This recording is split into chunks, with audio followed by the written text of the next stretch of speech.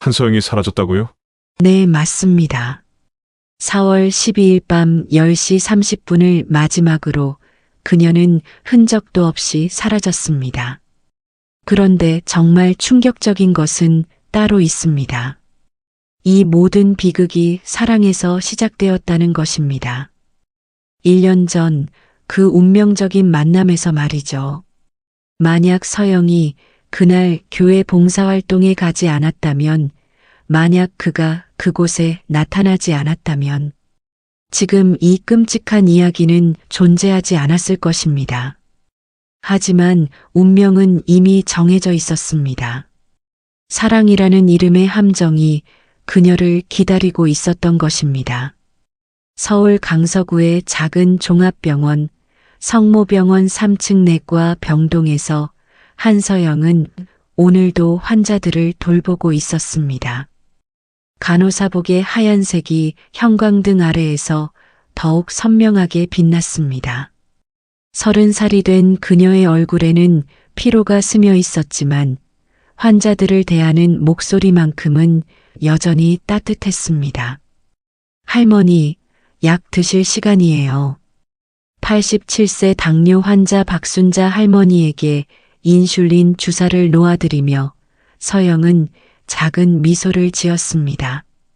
할머니의 주름진 손등에 바늘이 들어가는 순간 할머니가 움찔했습니다. 아이고, 우리 서영이가 놓으면 아프지도 않네. 조금만 참으세요. 금방이에요. 이런 일상이 서영에게는 자연스러웠습니다.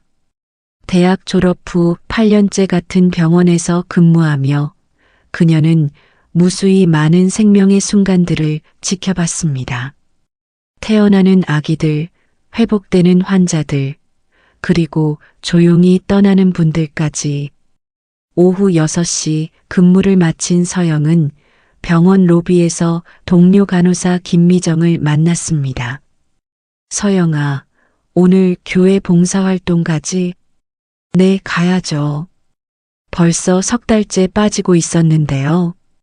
명성교회에서는 매월 둘째 주 토요일마다 지역 독거노인들을 위한 무료 급식 봉사를 진행했습니다. 서영은 간호사라는 직업 특성상 혈압 측정과 간단한 건강 상담을 담당했습니다. 교회 지하 식당에 도착했을 때 이미 여러 봉사자들이 분주히 움직이고 있었습니다. 앞치마를 두른 아주머니들이 김이 모락모락 나는 미역국을 나르고 있었고 젊은 청년들이 테이블을 정리하고 있었습니다. 안녕하세요, 서영 자매님. 목사님이 반갑게 인사했습니다. 오늘은 새로 오신 분이 계세요. 소개해 드릴게요. 목사님이 가리킨 곳에는 키 큰 남자가 홀로 서 있었습니다. 깔끔한 네이비 셔츠에 청바지를 입은 그는 어딘지 어색한 표정이었습니다. 짧게 깎은 머리카락과 또렷한 눈매가 인상적이었습니다. 최도윤입니다. 잘 부탁드립니다. 그가 정중히 인사했습니다. 목소리가 생각보다 부드러웠습니다. 간호사 한서영입니다. 반갑습니다. 첫 만남은 그렇게 시작되었습니다. 봉사가 시작되자 도윤은 자연스럽게 서영 옆에서 도움을 주었습니다. 할아버지, 할머니들이 혈압을 재러 오시면 의자를 가져다 드리고 측정이 끝나면 부축해서 자리까지 모셔다 드렸습니다. 혈압이 좀 높으시네요. 짠 음식을 조금 줄이시고요. 서영이 84세 할아버지에게 설명할 때 도윤이 옆에서 자상하게 거들었습니다. 할아버지, 저희 아버지도 혈압 때문에 고생하셨는데 산책하시니까 많이 좋아지셨어요. 할아버지의 얼굴에 미소가 번졌습니다. 도윤의 따뜻한 말 한마디가 서영에게는 특별하게 느껴졌습니다. 봉사를 마치고 정리를 할 때 도윤이 서영에게 다가왔습니다. 수고 많으셨어요. 혹시 커피 한 잔 하실까요? 네, 좋아요. 교회 근처 작은 카페에서 그들은 마주 앉았습니다. 따뜻한 조명 아래에서 도윤의 얼굴이 더욱 온화해 보였습니다. 직업이 뭐예요? 회사원이에요. 평범한 사무직이죠. 봉사는 처음이신가요? 네. 사실 좀 어색했어요. 그런데 서영 씨가 계셔서 많이 도움이 됐습니다. 도윤의 웃음에는 진정성이 있었습니다. 서영은 오랜만에 마음이 편안해지는 것을 느꼈습니다. 그 후로 두 사람은 자연스럽게 만나기 시작했습니다. 봉사활동 후에는 항상 커피를 마셨고 평일 저녁에도 종종 만났습니다. 도윤은 늘 서영을 배려했습니다. 병원 근무로 지친 그녀를 위해 조용한 곳을 선택했고 항상 먼저 연락을 취했습니다. 서영아, 너 요즘 많이 밝아졌다. 동료 미정이 말했습니다. 그래요? 응. 뭔가 좋은 일 있는 것 같은데? 서영은 부끄러운 듯 미소 지었습니다. 3개월이 흐른 어느 날 도윤이 정식으로 교제를 신청했습니다. 저와 사귀어 주실 수 있을까요? 한강공원 벤치에 앉아 선선한 강바람을 맞으며 그가 말했습니다. 석양이 지는 하늘이 붉게 물들어 있었습니다. 네. 서영의 대답은 단순했습니다. 하지만 그 한 글자에 모든 마음이 담겨 있었습니다. 연애는 순조로웠습니다. 도윤은 자상했고 배려심이 깊었습니다. 서영의 야근이 있는 날에는 밤늦게까지 기다렸다가 집까지 바래다 주었습니다. 서영이 아플 때는 약을 사다 주고 죽을 끓여주기도 했습니다. 6개월 후 도윤이 결혼을 제안했습니다. 서영아, 우리 결혼하자. 정말요? 응. 너와 함께 하고 싶어. 서영은 꿈만 같았습니다. 30살이 되도록 진지한 연애를 해본 적이 없던 그녀에게 도윤은 운명 같은 존재였습니다. 하지만 결혼 준비를 하면서 서영은 도윤의 가족에 대해 알게 되었습니다. 도윤의 아버지 최강호는 40년간 고등학교에서 국어를 가르친 퇴직 교사였습니다. 어머니는 도윤이 중학생일 때 교통사고로 돌아가셨습니다. 아버지가 좀 까다로우실 거예요. 도윤이 조심스럽게 말했습니다. 괜찮아요. 이해해요. 서영은 웃으며 답했습니다. 하지만 도윤의 표정에는 미묘한 그림자가 있었습니다. 첫 인사를 위해 도윤의 집을 방문한 날 서영은 특이한 분위기를 느꼈습니다. 오래된 아파트 15층에 위치한 집안은 침묵으로 가득했습니다. 거실 한쪽 벽면에는 도윤 어머니의 영정사진이 걸려 있었고 그 앞에는 작은 제단이 마련되어 있었습니다. 아버지, 소개해 드릴게요. 한서영 씨예요.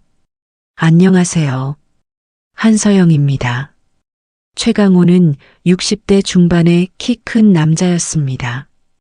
희끗희끗한 머리를 깔끔하게 빗어 넘겼고 날카로운 눈매 뒤에는 알 수 없는 감정이 숨어 있었습니다. 앉으세요. 그의 목소리에는 권위가 묻어 있었습니다. 마치 아직도 교단에 서 있는 것처럼. 도윤이가 간호사라고 했는데 어느 병원인가요?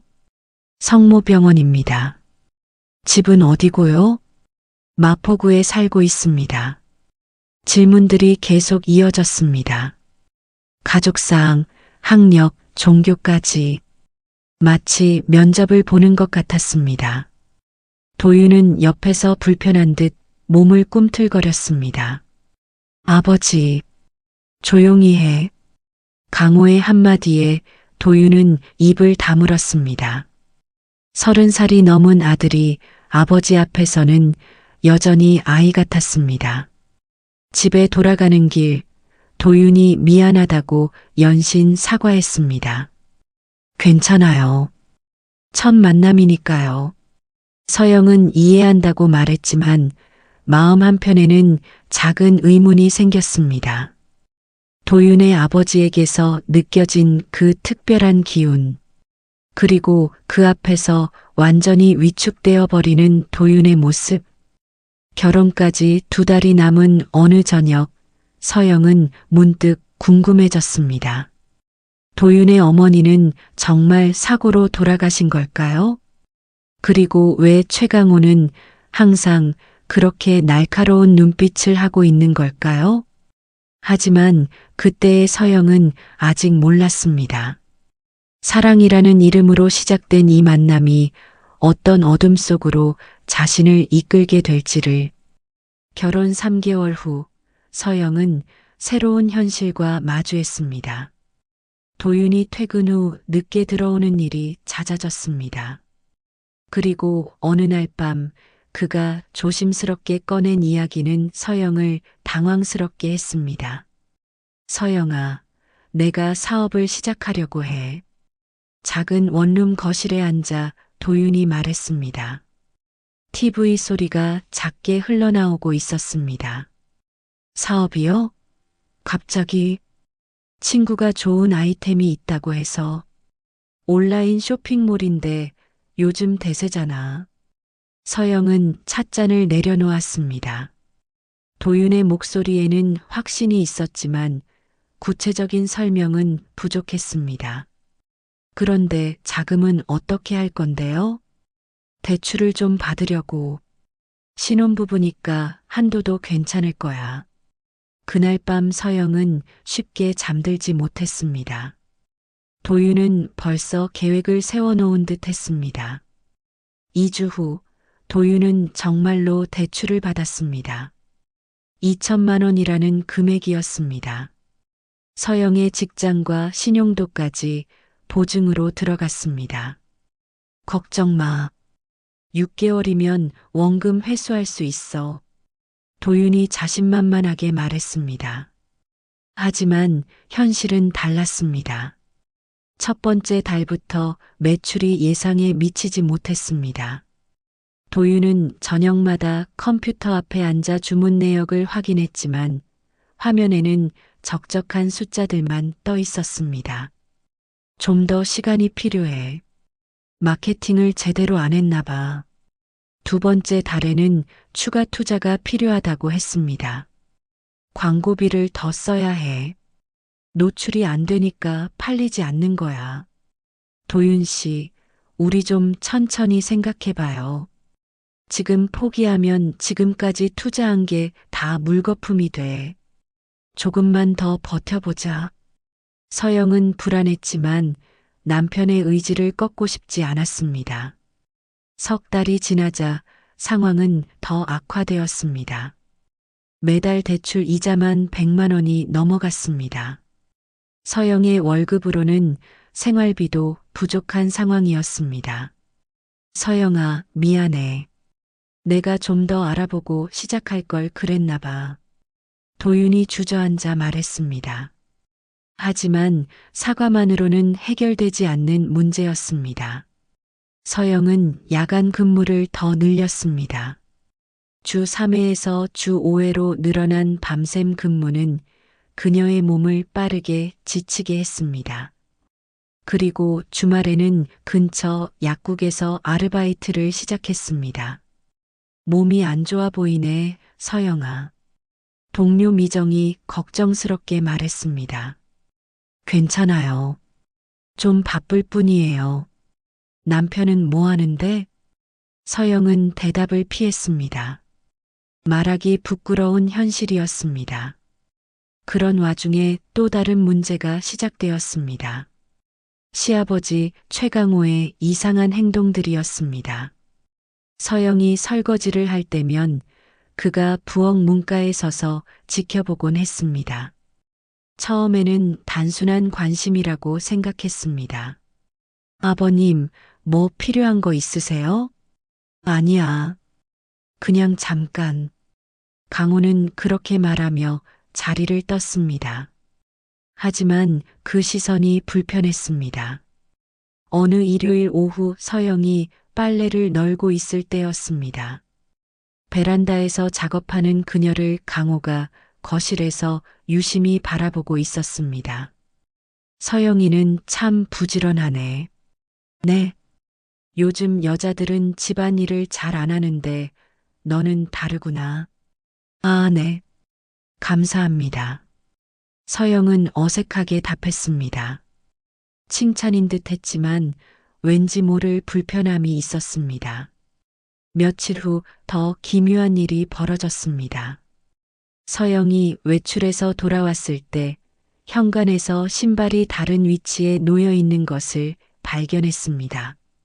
아버님, 혹시 제 방에? 아니야. 왜? 강호는 태연하게 부인했습니다. 하지만 서영의 화장대 서랍이 미묘하게 열려 있었습니다. 그날 밤 서영은 도윤에게 조심스럽게 말했습니다. 도윤 씨, 아버님이 요즘 좀 이상한 것 같아요. 뭐가? 저를 자꾸 유심히 보시고 제가 없을 때 방에 들어가신 것 같기도 하고. 서영아, 아버지가 그럴 리 없어. 너무 예민하게 생각하는 거 아냐? 하지만 아버지는 혼자 사신 지 오래라 그런 거야. 며느리가 생겨서 신기하신 거지. 도윤은 대수롭지 않게 넘겼습니다. 오히려 서영을 탓하는 듯한 어투였습니다. 내가 아버지를 20년 넘게 봤는데 그런 분이 아니야. 괜히 오해하지 마. 서영은 더 이상 말하지 못했습니다. 남편조차 자신의 편이 아닌 것 같았습니다. 상황은 점점 나빠졌습니다. 도윤의 사업은 6개월 만에 완전히 망했습니다. 재고로 남은 상품들이 원룸 한쪽을 가득 채웠습니다. 이제 어떻게 할 거예요? 서영이 지친 목소리로 물었습니다. 다시 취업하려고 알아보고 있어. 대출은 어떻게 하고요? 좀 더 시간이 필요해. 도윤은 고개를 떨구었습니다. 책임감보다는 자포자기에 가까운 모습이었습니다. 그런 도윤을 보며 서영은 실망감을 숨길 수 없었습니다. 결혼 전에 다정하고 의젓한 모습은 어디로 갔을까요? 도윤 씨, 우리 정말 노력해야 해요. 이대로는 안 되잖아요. 알고 있어. 내가 더 열심히 할게. 하지만 도윤의 말에는 절실함이 부족했습니다. 마치 남의 일처럼 느껴졌습니다. 며칠 후 서영은 더 충격적인 사실을 알게 되었습니다. 도윤이 그녀 명의로 추가 대출을 받으려 했다는 것이었습니다. 이게 뭐예요? 서영이 대출 상담 문자를 보여주며 물었습니다. 아, 그건 제 동의도 없이 어떻게 이럴 수 있어요? 미안해. 급한 마음에 그랬어. 급한 마음에요? 이건 사기나 다름없잖아요. 서영이 목소리를 높였습니다. 결혼 후 처음으로 남편에게 화를 낸 것이었습니다. 서영아, 목소리 낮춰. 아버지가 들어.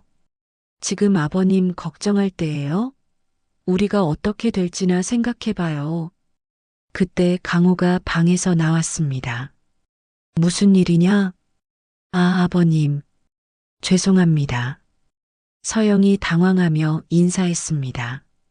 부부싸움이면 조용히 해라. 이웃에서 다 들린다.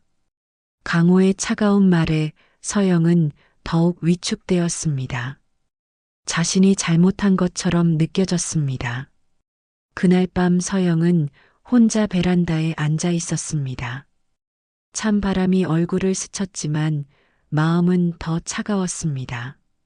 결혼이 이런 것일까요? 사랑하는 사람을 믿고 따라왔는데 현실은 너무 달랐습니다. 도윤은 책임감 없이 실패를 반복했고 그 결과는 모두 서영의 몫이 되었습니다. 시아버지의 이상한 행동은 계속되었지만 남편은 믿어주지 않았습니다. 내가 뭘 잘못했을까? 서영은 작은 목소리로 중얼거렸습니다. 하지만 동시에 다른 생각도 들었습니다. 이대로 계속 참고 견딜 수는 없습니다. 뭔가 바뀌어야 했습니다. 서영은 결심했습니다. 더 이상 수동적으로 당하고만 있지 않겠다고. 도윤의 무책임함에 대해서도 시아버지의 기묘한 행동에 대해서도 분명한 선을 그어야겠다고. 하지만 그 선이 어떤 결과를 가져올지는 아직 알 수 없었습니다. 다만 한 가지는 확실했습니다. 지금처럼은 더 이상 살 수 없다는 것이었습니다. 창밖으로 보이는 아파트 불빛들이 서영의 마음처럼 깜빡거렸습니다. 어둠 속에서 희미하게 빛나는 불빛들처럼 그녀도 자신만의 빛을 찾아야 했습니다. 서영의 결심은 오래가지 못했습니다. 도윤이 취업에 실패하면서 상황은 더욱 악화되었습니다. 그리고 그의 태도는 예전과는 완전히 달라져 있었습니다. 서영아, 통장 좀 줘봐. 어느 일요일 아침 도윤이 말했습니다. 왜요? 앞으로 내가 가게를 관리할 거야. 내가 돈 쓰는 걸 보니까 너무 무계획적이더라. 서영은 어리둥절했습니다. 자신이 무계획적으로 돈을 썼다는 게 이해되지 않았습니다. 무계획적이라니요? 전 생활비 외에는 거의 안 써요. 그게 문제야. 뭐 하나 사려면 나한테 말해. 꼭 필요한 건지 내가 판단할게. 도윤은 서영의 통장과 카드를 모두 가져갔습니다. 그리고 매일 저녁 가계부를 검사했습니다. 오늘 뭐 샀어? 아무것도 안 샀는데요. 정말? 카드 내역 확인해 볼까?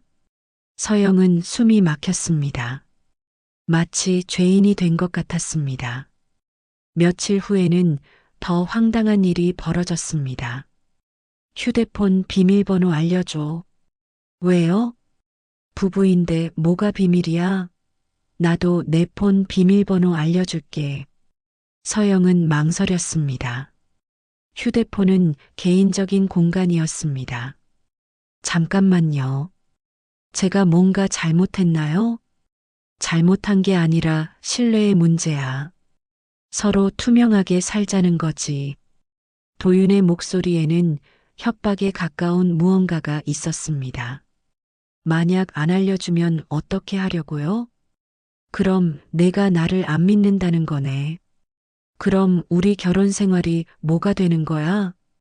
서영은 결국 비밀번호를 알려주었습니다. 그리고 도윤은 매일 그녀의 휴대폰을 검사했습니다. 가장 충격적인 것은 아이들에 대한 일이었습니다. 결혼 1년 후 태어난 쌍둥이 아들 준호와 민수는 이제 3살이었습니다. 앞으로 애들 밥은 하루 2번만 줘. 도윤이 갑자기 말했습니다. 네. 왜요? 요즘 애들이 너무 약해. 배고픔을 참을 줄 알아야 강해져. 서영은 믿을 수 없었습니다.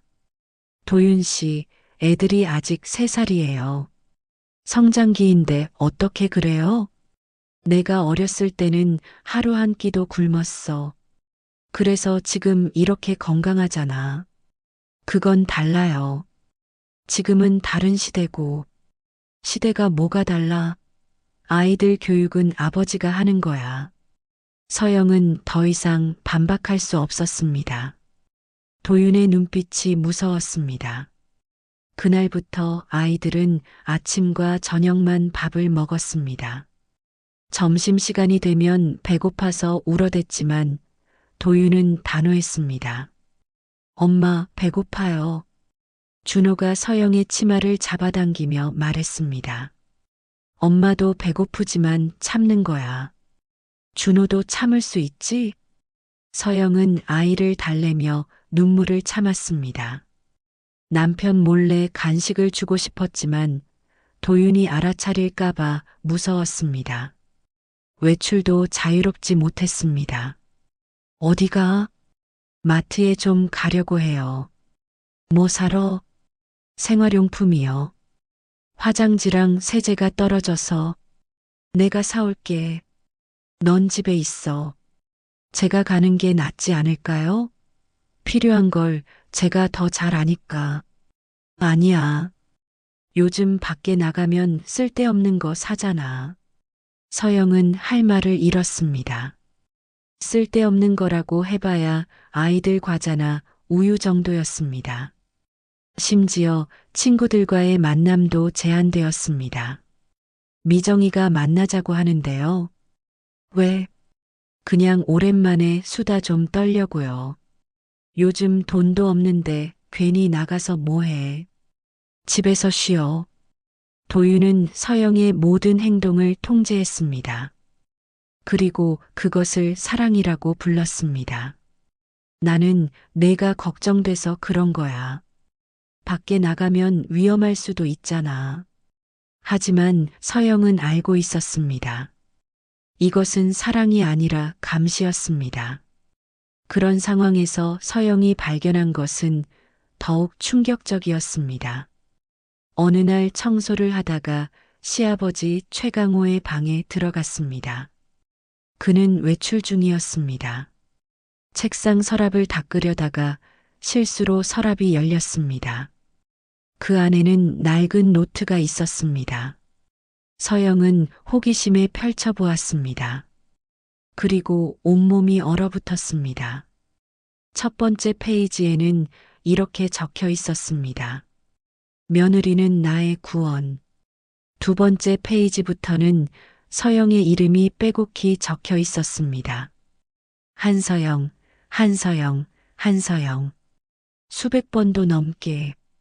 그리고 그 사이사이에는 기묘한 글들이 있었습니다. 서영이가 나를 이해해 줄 것이다. 서영이는 착한 아이다. 서영이는 나를 버리지 않을 것이다. 서영이와 함께 있으면 외롭지 않다. 노트는 두꺼웠습니다. 아마 수개월 동안 써온 것 같았습니다. 서영의 손이 떨렸습니다. 뒷부분을 넘겨보니 더 구체적인 내용들이 있었습니다. 서영이가 설거지할 때 뒷모습, 서영이가 빨래 넣을 때 팔의 움직임, 서영이가 잠들 때 숨소리. 마지막 페이지에는 이런 글이 있었습니다. 서영이는 내 죽은 아내를 대신해 줄 수 있을 것이다. 서영은 노트를 떨어뜨렸습니다. 온몸에 소름이 돋았습니다. 그때 현관문이 열리는 소리가 들렸습니다. 서영은 황급히 노트를 원래 자리에 두고 방을 나왔습니다. 아버님 오셨어요? 강호가 현관에서 신발을 벗고 있었습니다. 그의 눈이 서영을 훑어보았습니다. 뭐 하고 있었니? 청소하고 있었어요. 그래. 고생이 많다. 강호는 평소와 다름없는 표정이었습니다. 하지만 서영에게는 모든 것이 달라 보였습니다. 그날 밤 서영은 도윤에게 말했습니다. 도윤 씨, 아버님 방에서 이상한 노트를 봤어요. 이상한 노트? 제 이름이 빼곡히 적혀 있고 저에 대한 이상한 글들이. 도윤의 표정이 굳어졌습니다.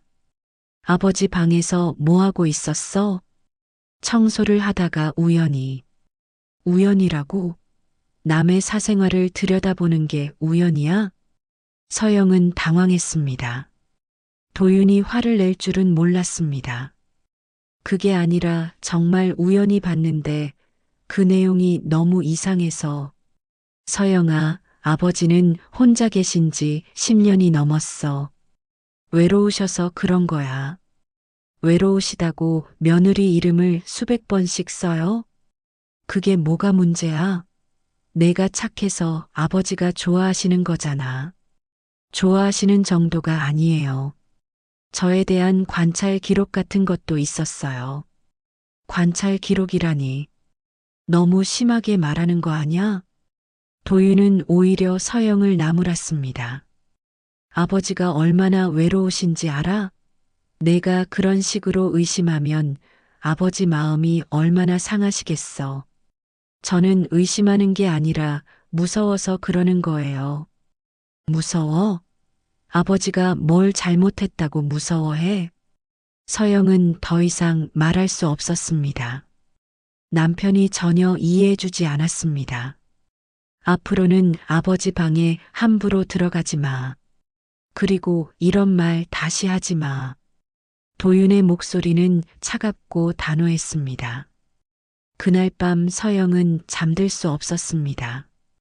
방 밖에서 들리는 작은 소리에도 깜짝깜짝 놀랐습니다. 며느리는 나의 구원.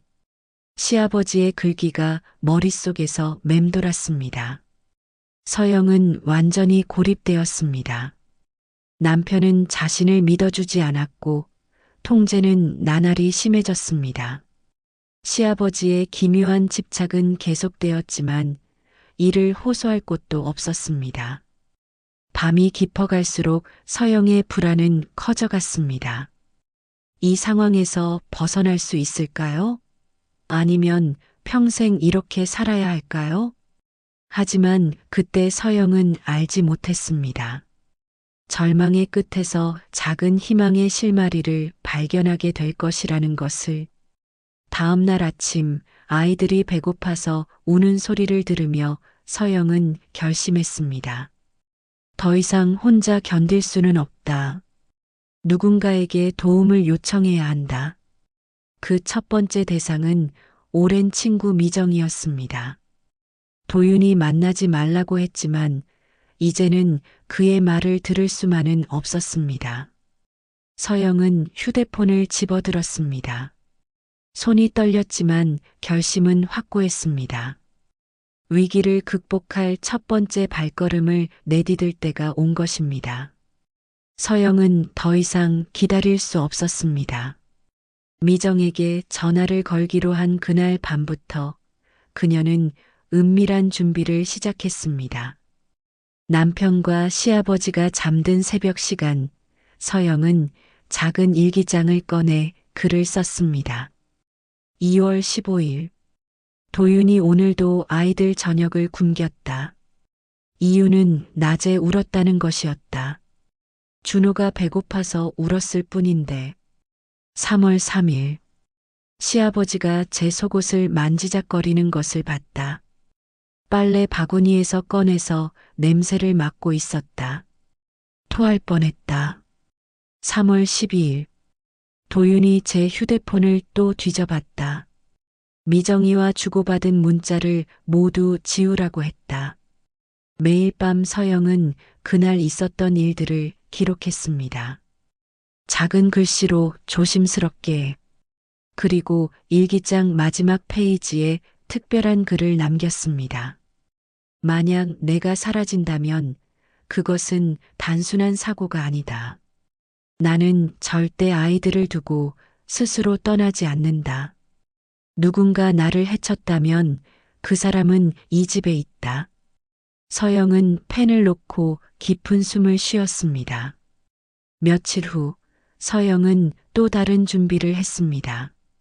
도윤이 출근하고 시아버지가 산책을 간 사이 그녀는 디지털 카메라를 꺼냈습니다.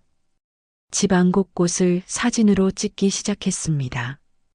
아이들의 야윈 모습, 냉장고 안의 텅 빈 공간, 시아버지 방의 수상한 노트들. 특히 아이들 사진을 많이 찍었습니다. 준호와 민수가 배고파하는 모습, 상처난 무릎, 너무 작아진 옷들까지. 그리고 시아버지의 노트도 몰래 촬영했습니다. 며느리는 나의 구원이라고 적힌 그 끔찍한 글들까지. 모든 사진을 작은 USB에 저장한 후 서영은 그것을 아이들 옷장 깊숙한 곳에 숨겼습니다. 아무도 찾지 못할 곳에. 4월 초 날씨가 따뜻해지면서 서영은 미정과 만날 계획을 세웠습니다. 미정아, 나 너 좀 봐야겠어. 서영이 조심스럽게 문자를 보냈습니다. 왜? 무슨 일 있어? 말로는 설명 못해. 꼭 만나자. 그런데 약속 날짜가 되기 전에 일이 벌어졌습니다. 4월 12일 화요일 밤이었습니다. 서영은 평소와 같이 저녁 설거지를 하고 있었습니다. 도윤은 거실에서 텔레비전을 보고 있었고 시아버지는 자신의 방에 있었습니다. 아이들은 이미 잠자리에 들었습니다. 밤 10시 30분경 이상한 일이 시작되었습니다. 서영아, 잠깐 나와봐. 도윤이 베란다에서 불렀습니다. 왜요? 그냥 나와봐. 할 말이 있어. 서영은 고무 장갑을 벗고 베란다로 나갔습니다. 찬 바람이 얼굴을 스쳤습니다. 그것이 서영을 마지막으로 본 순간이었습니다. 다음 날 아침 도윤이 일어났을 때 서영은 없었습니다. 아침 7시, 평소라면 서영이 아침 준비를 하고 있을 시간이었습니다. 서영아, 도윤이 집안을 둘러봤지만 서영은 보이지 않았습니다. 화장실에도 아이들 방에도 없었습니다. 이상한 것은 서영의 외출복과 가방이 그대로 있다는 것이었습니다. 심지어 지갑과 휴대폰까지. 하지만 도윤은 당황하지 않았습니다. 오히려 침착했습니다. 아버지, 서영이가 없어졌어요. 강호가 방에서 나왔습니다. 없어졌다고? 네. 어젯밤부터 보이지 않아요. 어디 갔을까? 모르겠어요. 찾아봐야겠어요. 그런데 이상하게도 두 사람은 별로 서두르지 않았습니다. 이틀이 지나서야 도윤이 경찰서에 신고했습니다. 아내가 사라졌습니다. 언제부터요? 사이틀 전 밤부터요. 왜 이제 신고하십니까? 우울증이 있어서 가끔 그래요. 돌아올 줄 알았는데 경찰이 집을 조사하러 왔습니다. 젊은 형사 김태준이 사건을 담당했습니다. 부인이 평소에 어떠셨나요? 요즘 좀 이상했어요. 우울해하고 밤에 잠도 못 자고. 특별한 이유가 있었나요? 육아 스트레스 때문인 것 같아요. 쌍둥이라 힘들어했거든요. 도윤의 대답은 자연스러웠습니다.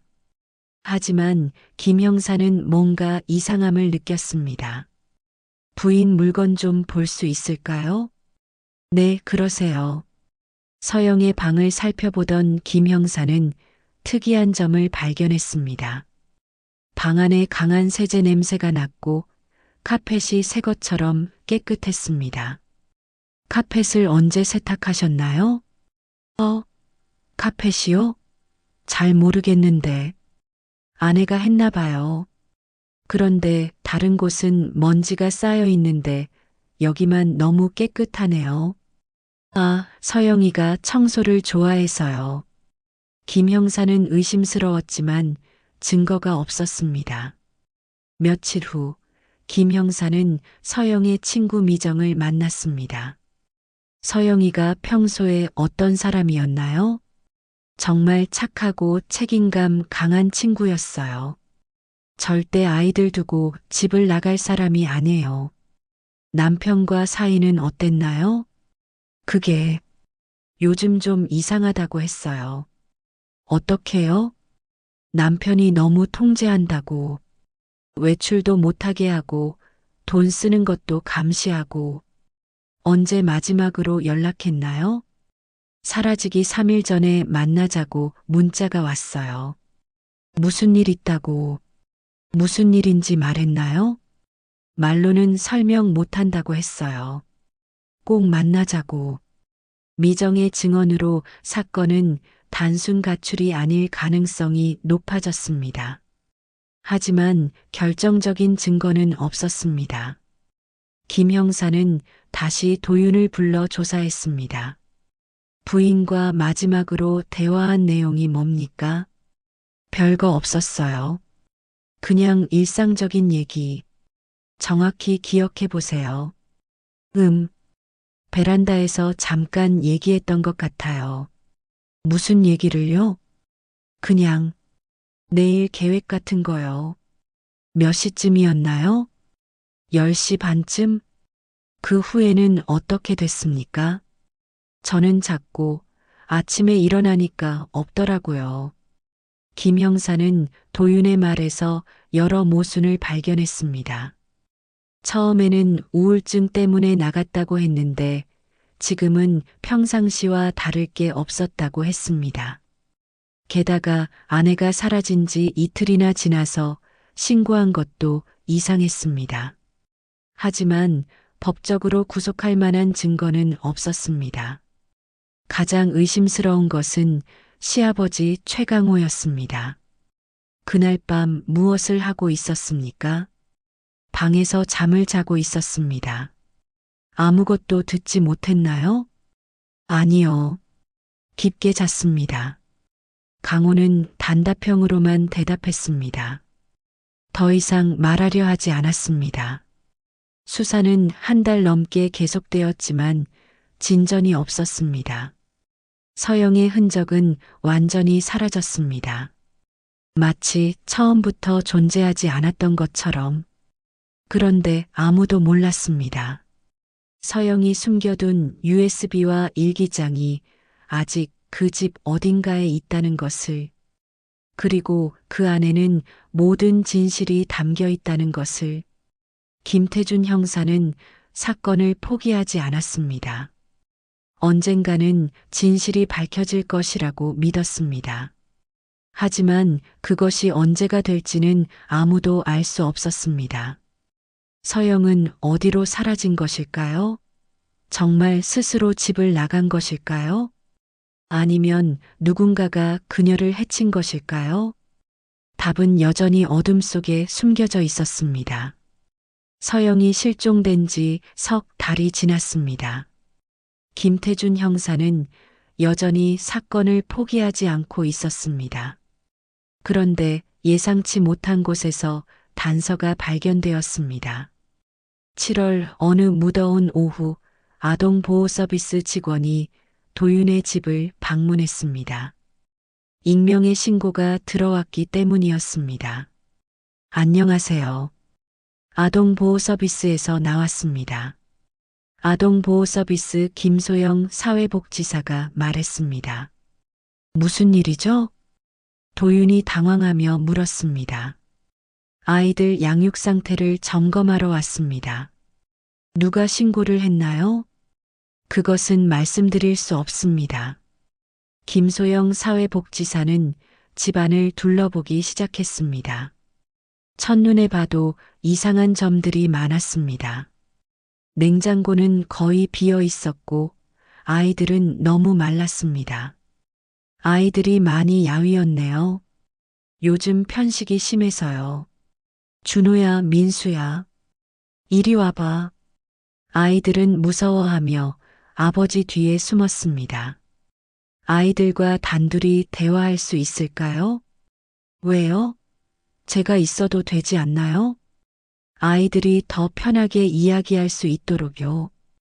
도윤은 마지못해 자리를 비웠습니다. 김소영 사회복지사는 아이들에게 조심스럽게 물어봤습니다. 준호야, 평소에 밥을 몇 번 먹어? 2번요.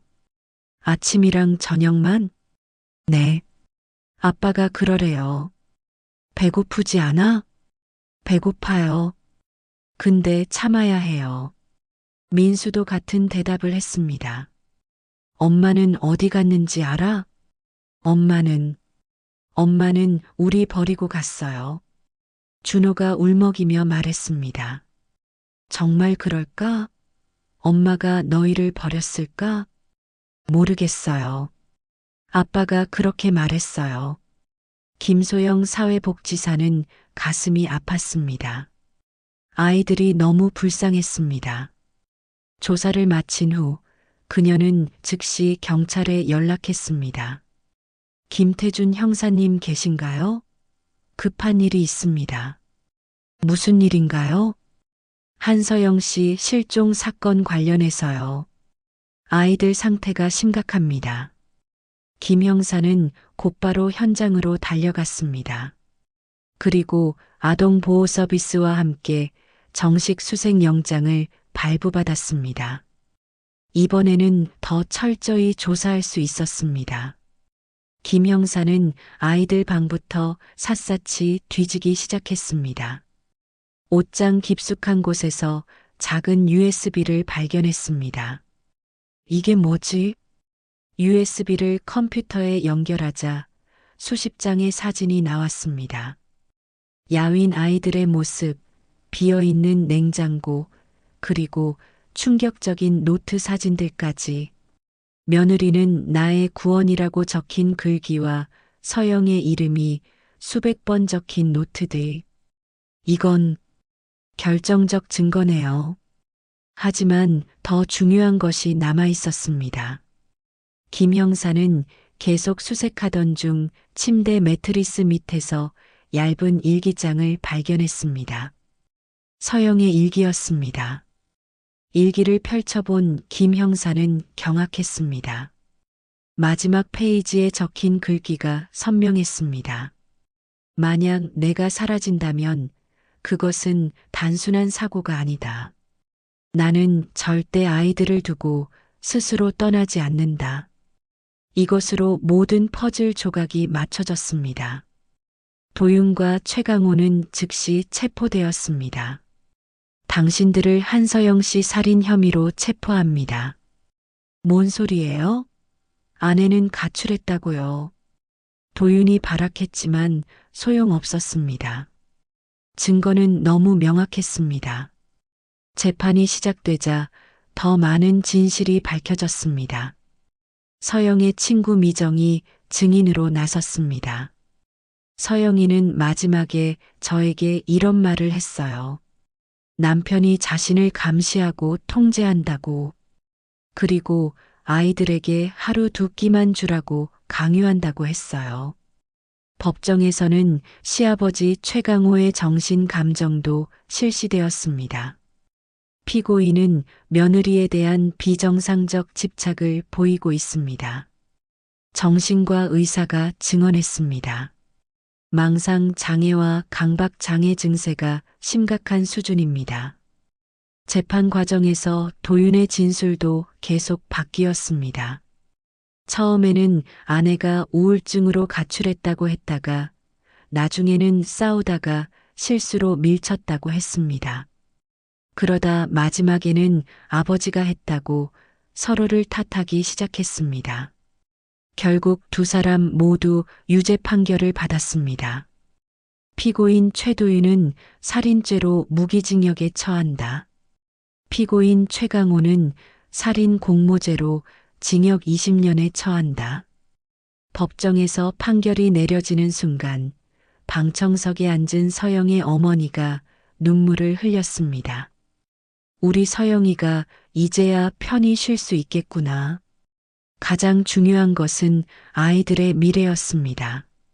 준호와 민수는 서영의 어머니가 맡아 기르게 되었습니다. 할머니, 엄마는 언제 와요? 5살이 된 준호가 물었습니다. 엄마는 하늘나라에 가셨단다. 하지만 항상 너희를 지켜보고 계셔. 할머니가 아이들을 꼭 안아주었습니다.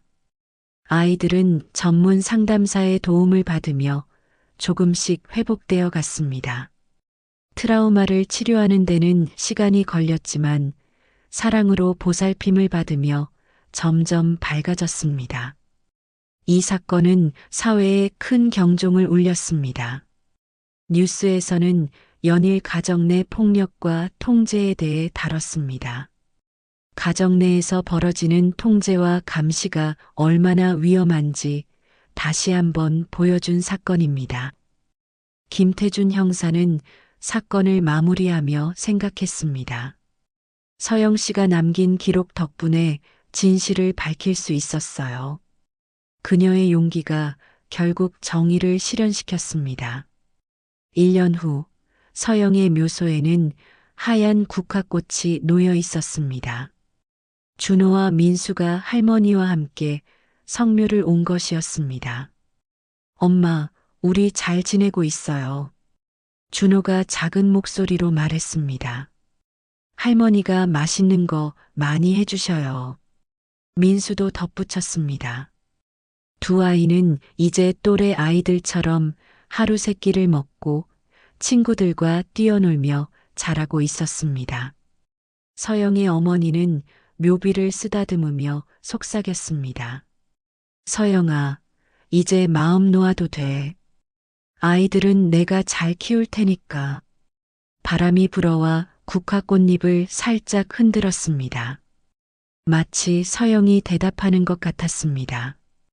이 비극적인 사건은 우리 모두에게 중요한 교훈을 남겼습니다. 사랑은 통제가 아닙니다. 사랑은 존중이고 자유입니다. 그리고 주변의 작은 관심과 용기가 누군가의 생명을 구할 수 있다는 것을. 서영의 이야기는 끝났지만 그녀가 남긴 메시지는 계속됩니다.